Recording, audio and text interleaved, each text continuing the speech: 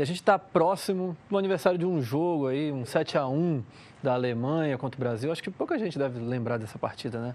E eu queria saber de você, Sérgio, esse jogo, você acha que ele escancarou a diferença entre o futebol brasileiro e o futebol europeu? E o que a gente perdeu no meio do caminho?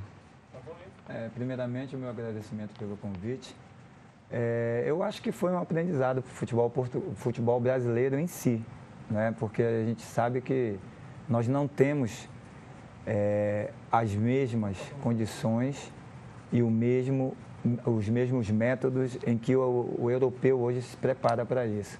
O Brasil teve uma Copa, a seleção brasileira teve uma Copa no Brasil, na minha opinião, não se preparou adequadamente para essa Copa, veio como que uma obsessão na cabeça dos jogadores, né? Porque jogar perante a torcida brasileira, né? Jogar, como a gente fala na gíria do futebol, em casa, isso criou um peso muito grande para a equipe, para a nossa seleção, e a gente viu nos jogadores, né, o peso dessa responsabilidade. A Alemanha foi muito fria em todo o trabalho, em todo o processo, e inclusive fez com que as condições favoráveis à nossa seleção jogasse contra, né? Porque provocou o erro da seleção brasileira, fez o primeiro gol, fez o segundo, numa seleção atordoada, em que ali naquele jogo já não vinha fazendo uma boa Copa do Mundo, mas especificamente naquele jogo contra a Alemanha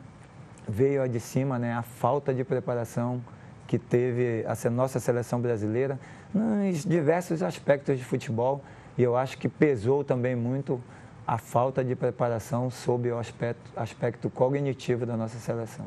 Bruno, você acha que esse jogo ele representa meio que um abismo, assim, mostrando, olha, o futebol brasileiro está muito atrasado, ou você acha que foi um acidente de percurso?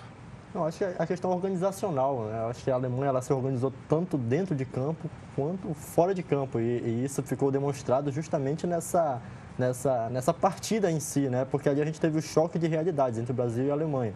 Aí depois veio a Holanda também, então é bom lembrar também da Holanda, que é o país europeu, né, que foi um 10-1, na verdade, somando os dois, deu 10-1. E se mostrou ali como que os europeus conseguiram evoluir e quanto nós paramos.